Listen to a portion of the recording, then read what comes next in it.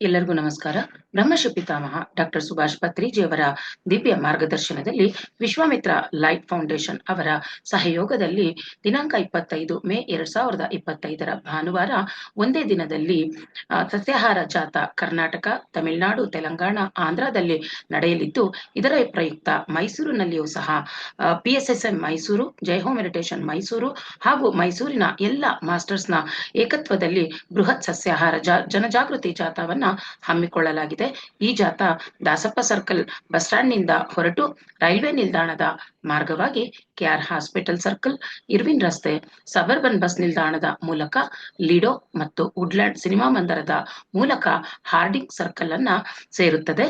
ಬೆಳಗ್ಗೆ 10ರಿಂದ ಮಧ್ಯಾಹ್ನ 1ರವರೆಗೆ ಈ ರ್ಯಾಲಿ ನಡೆಯಲಿದ್ದು, ರ್ಯಾಲಿಯ ನಂತರ ಧ್ಯಾನ, ಸತ್ಸಂಗ ಹಾಗೂ ಪ್ರಸಾದದ ವ್ಯವಸ್ಥೆಯನ್ನ ದುರ್ಗಾ ಪರಮೇಶ್ವರಿ ದೇವಸ್ಥಾನದಲ್ಲಿ ಹಮ್ಮಿಕೊಳ್ಳಲಾಗಿದೆ.